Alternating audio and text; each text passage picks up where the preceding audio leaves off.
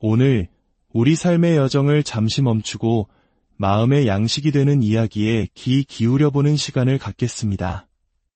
이 말씀이 여러분의 영혼의 단비가 되고 어두운 길을 밝히는 등불이 되기를 소망합니다. 만약 이 시간이 여러분에게 은혜가 된다면 구독을 통해 이 영적인 여정에 동행해 주시고 공유를 통해 사랑하는 이들에게도 이 축복의 말씀을 전해 주십시오. 여러분의 작은 손길이 하나님의 은혜를 퍼뜨리는 귀한 도구가 될 것입니다. 이 채널을 통해 말씀을 나누는 모든 분들의 삶에 하나님의 평강이 가득하기를 기도합니다. 사랑하는 성도 여러분, 그리고 진리를 찾는 모든 분들께 오늘 우리는 이 시대를 살아가는 모든 이들을 위해 그리고 나라의 지도자들과 사회 각계각층에서 헌신하는 이들을 위해 기도하는 마음으로 말씀을 시작하겠습니다. 그들의 결정과 행동 하나하나에 하나님의 완전한 지혜가 임하여 우리 사회가 더욱 정의롭고 평화로운 공동체로 나아가기를 간절히 기도합니다. 또한 전 세계에 흩어져 있는 하나님의 백성들과 그들의 지도자들을 위해서도 기도합니다. 아버지 하나님, 이제는 온 세상에 당신의 임재가 더욱 분명하게 나타나는 시대가 되게 하소서. 당신의 영광이 이 땅 위에 가득하기를 믿고 감사드리며 예수 그리스도의 이름으로 기도합니다. 아멘. 오늘 함께 나눌 말씀은 히브리서입니다. 히브리서 12장 1절부터 함께 살펴보겠습니다. 이러므로 우리에게 구름같이 둘러싼 허다한 증인들이 있으니 모든 무거운 것과 얽매이기 쉬운 죄를 벗어 버리고 인내로써 우리 앞에 당한 경주를 하며 성경은 종종 우리 인생을 경주에 비유합니다. 그런데 이 경주는 외로운 싸움이 아닙니다.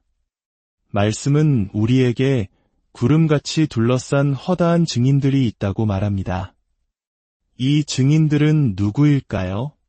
바로 히브리서 11장에 기록된 우리보다 앞서 믿음의 길을 걸어갔던 아벨, 에녹, 노아, 아브라함, 모세와 같은 믿음의 선조들입니다. 그들은 수많은 역경 속에서도 오직 하나님을 향한 믿음 하나로 자신의 경주를 완주했습니다. 이제 그들이 하늘에서 우리를 응원하며 지켜보고 있는 것입니다. 마치 거대한 경기장에서 수많은 관중이 선수를 향해 함성을 지르듯 믿음의 선배들이 우리의 경주를 지켜보며 응원하고 있습니다. 그렇다면 우리는 이 경주를 어떻게 달려가야 할까요? 2절과 3절이 그 답을 제시합니다. 믿음의 주요 또 온전하게 하시는 이인 예수를 바라보자. 그는 그 앞에 있는 기쁨을 위하여 십자가를 참으사 부끄러움을 개의치 아니하시더니 하나님 보좌 우편에 앉으셨느니라.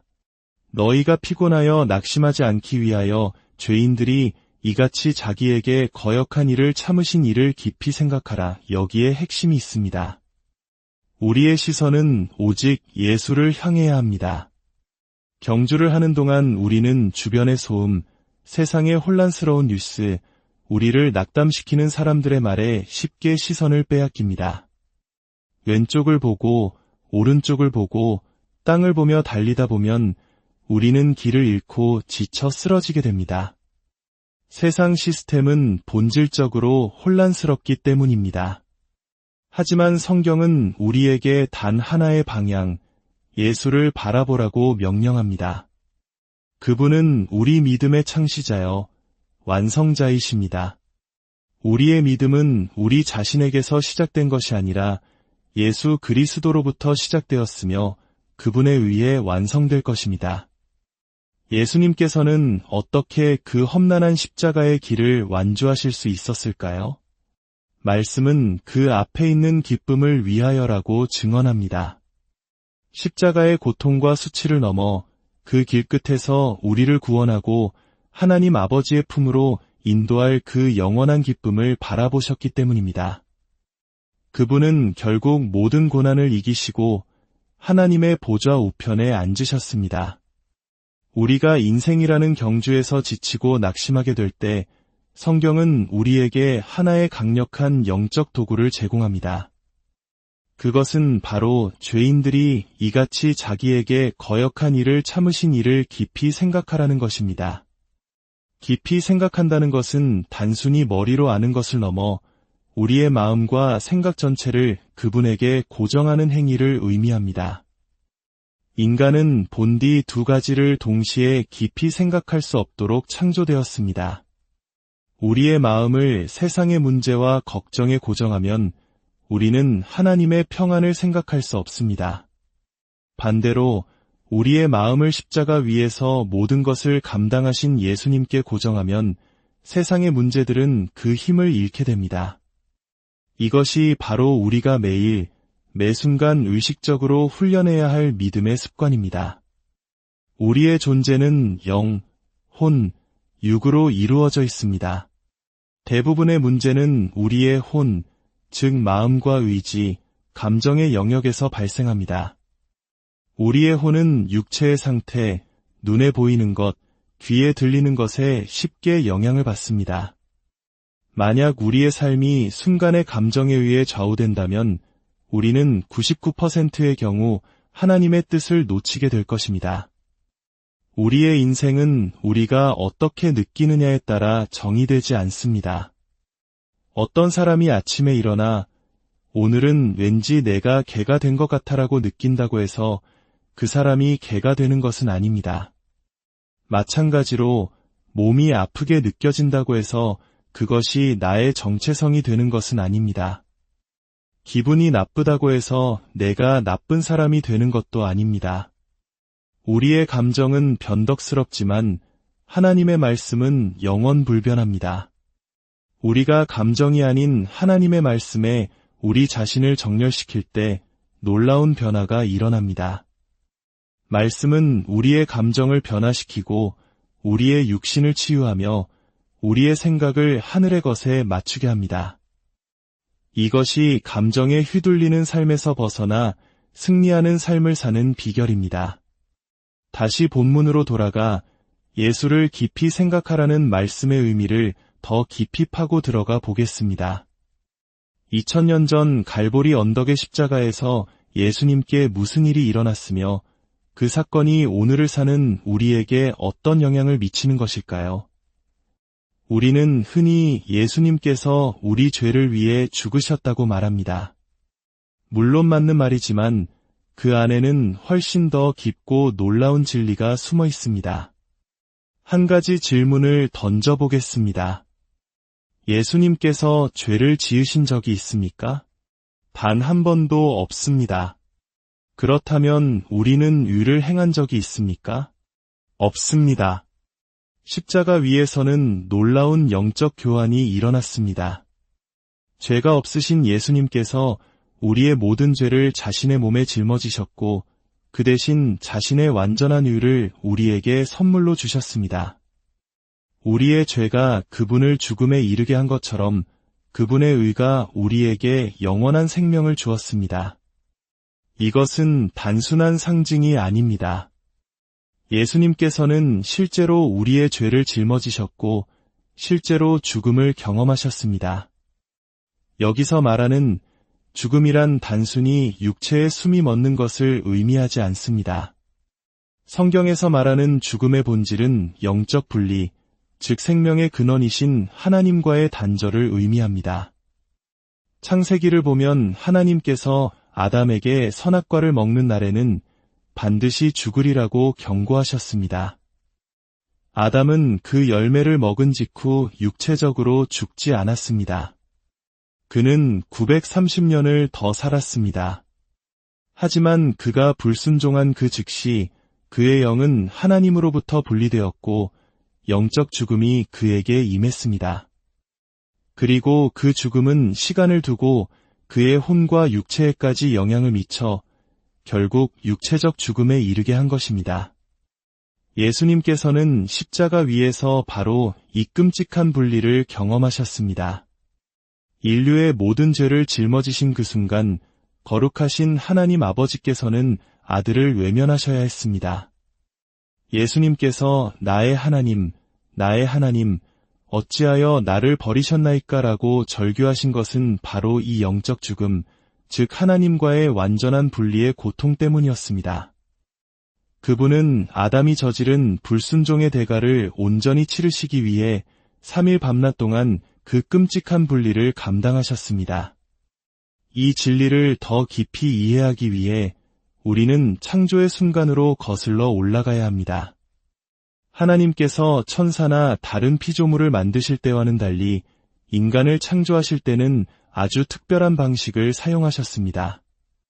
우리의 형상을 따라 우리의 모양대로 우리가 사람을 만들자 하나님께서는 다른 어떤 것의 형상이 아닌 바로 자신의 형상을 복제하여 인간을 만드셨습니다.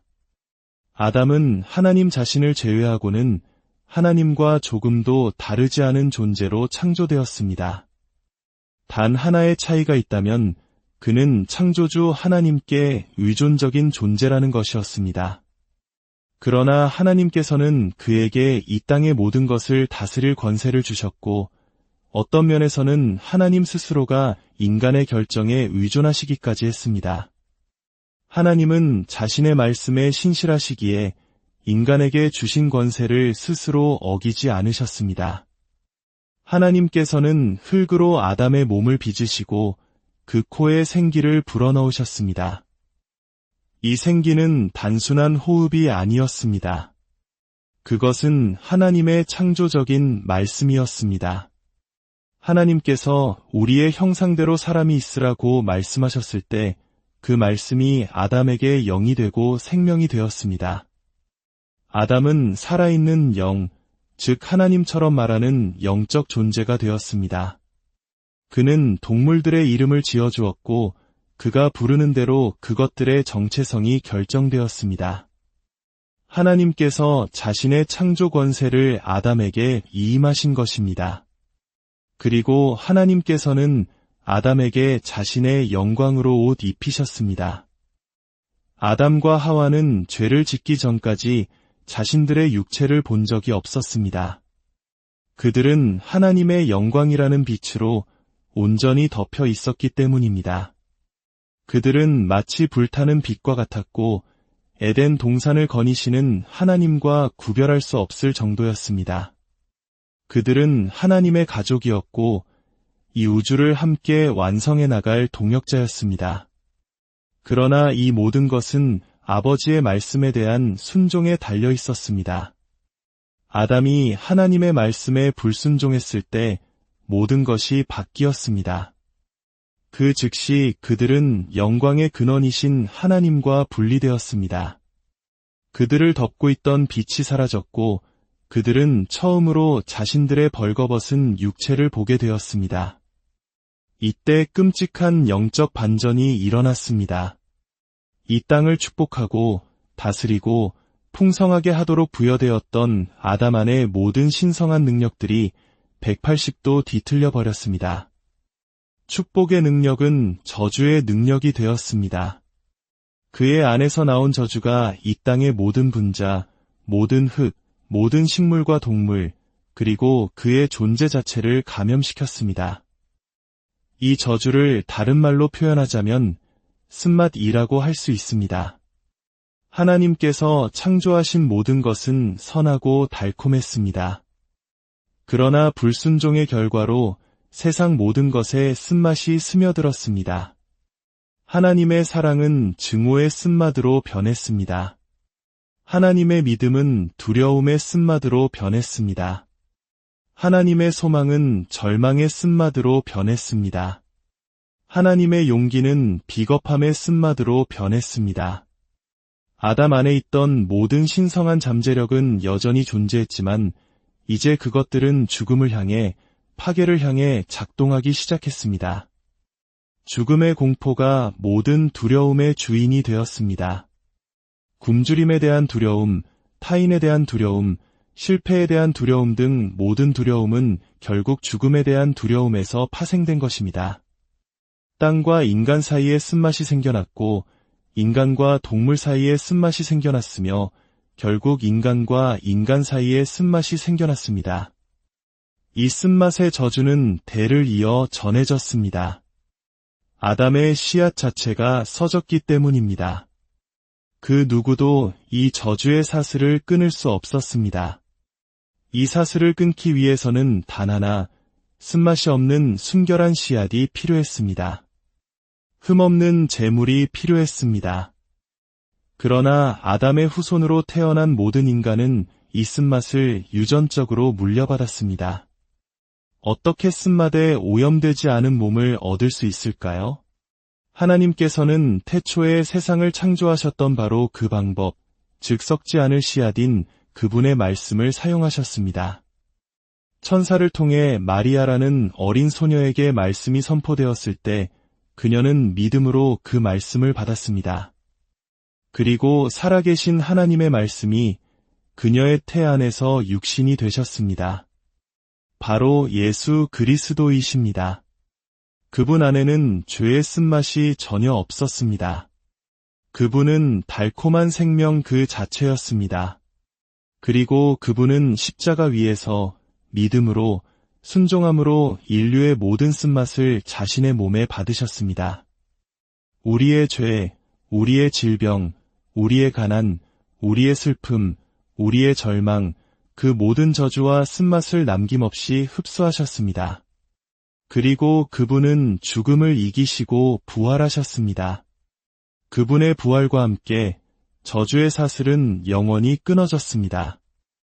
갈라디아서 3장 13절과 14절은 이렇게 선포합니다. 그리스도께서 우리를 위하여 저주를 받은 바 되사 율법의 저주에서 우리를 속량하셨으니 기록된 바 나무에 달린 자마다 저주 아래에 있는 자라 하였음이라. 이는 그리스도 예수 안에서 아브라함의 복이 이방인에게 미치게 하고 또 우리로 하여금 믿음으로 말미암아 성령의 약속을 받게 하려 함이라. 예수 그리스도께서 우리 대신 저주가 되심으로 우리는 저주에서 해방되어 아브라함의 축복을 받는 자들이 되었습니다. 사랑하는 여러분, 이것이 바로 우리가 피곤하고 낙심할 때 깊이 생각해야 할 진리입니다. 예수님께서 십자가 위에서 무슨 일을 겪으셨는지, 그분이 어떤 대가를 치르셨는지 묵상하십시오. 그분이 우리의 모든 쓴맛을 가져가시고 그분의 달콤한 생명과 축복을 우리에게 주셨음을 기억하십시오. 그러므로 이제 담대히 선포합시다. 나는 저주받은 자가 아니라 축복받은 자입니다. 나는 실패자가 아니라 그리스도 안에서 승리자입니다.